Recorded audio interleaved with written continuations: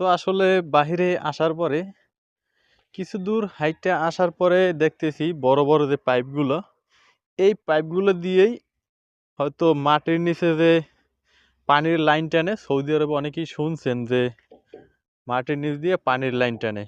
তো সেই লাইন টানার যে পাইপগুলো, এই যে পাইপগুলো ব্যবহার করে থাকে এরা। এই পাইপের মূলত মোটামুটি একটা গোডাউন বললেই চলে এই জায়গায়। এই জায়গায় কিন্তু এর থেকেও অনেক বড় বড় পাইপ হয়তোবা আরো আছে, কিন্তু এই জায়গায় নাই, অন্যান্য জায়গায়, যার ভিতর দিয়ে মানুষ হয়তো এক দিক থেকে অন্য দিকে বাড়াই যাইতে পারে। এই যে মানে এর ভিতরে কিন্তু আমি হাঁটতেছি, আর এই যে এইগুলো এগুলো একটু ছোট।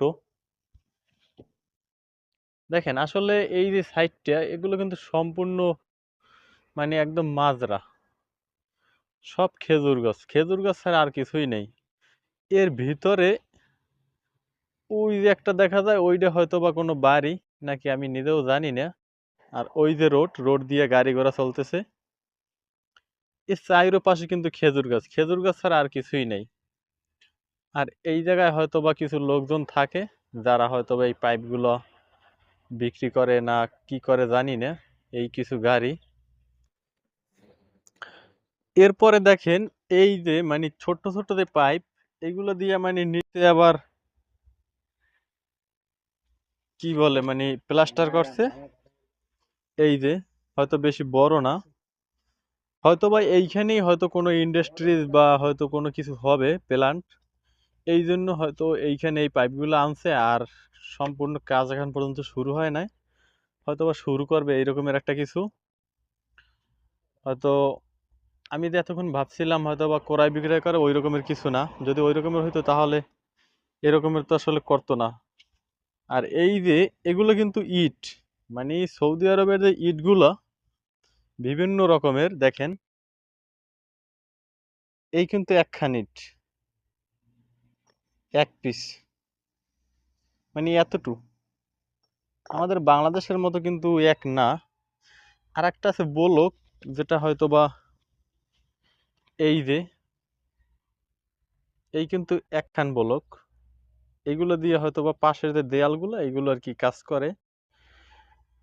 আর ভিতরে যে বিল্ডিং গাতে, সেই বিল্ডিং এর ক্ষেত্রে এই ধরনের ইটগুলো আর কি ব্যবহার করে থাকে। এরপরে দেখেন অনেকেই কিন্তু প্লাম্বারে কাজ করে সৌদি আরব আসার পরে, হয়তো বা অনেকে শুনেন বা অনেকের হয়তো ছেলে মেয়ে আছে সৌদি আরব আসার পরে হয়তো ট্রেডে ঢুকে প্লাম্বারে। তো প্লাম্বারের যে কাজটা, সেই কাজ কিন্তু এই যে পাইপগুলো, এই পাইপগুলোকে মানে জোড়া লাগায়, আর কিছু না। আর এই পাইপগুলোর কাজে অনেক কষ্ট, এবং এগুলোর যে মানে গুঁড়াগুলো মানে কাটার পরে যে গুঁড়াগুলো, ওইগুলো যদি হাত পায়ে লাগে অনেক চুলকায়, প্রচুর পরিমাণে চুলকায়। মানে এক কথায় যে আলকুচ আছে সেম ওই রকমের। এই জন্য খুব সেফটি সহিত হয়তো কাজ করতে হয়।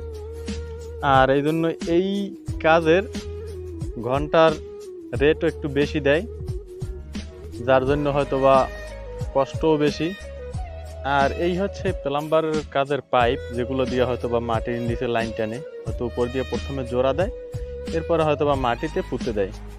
এই কাজের হয়তো বা 1 ঘন্টা যদি কাজ করে, হয়তো 18 থেকে 20 রিয়াল বা 25 রিয়াল পর্যন্ত ঘন্টা আছে, বা সর্বনিম্ন মোটামুটি 15 থেকে 18 রিয়ালের মতো নেয়। তো প্রায় বাংলায় প্রতি ঘন্টায় প্রায় 15 রিয়ালে আসে 450 থেকে 500 টাকার মতো প্রায়। মানে ঘন্টায় 5 থেকে 600 টাকার মতো ইনকাম করে যারা প্লাম্বারে কাজ করে ট্রেডে। আর হয়তো দৈনিক যদি 10 ঘন্টা ডিউটি করে, তাহলে বুঝতেই পারছেন কত টাকা আসে। হয়তো 10 ঘন্টায় 15 রিয়াল যদি হয় ঘন্টা, তাহলে 150 রিয়াল আসে। আর 150 রিয়ালের মূল্য প্রায় বাংলার 100 রিয়ালে হয়তো 3000, আর 150 রিয়ালে আসে 4500-এর মতো।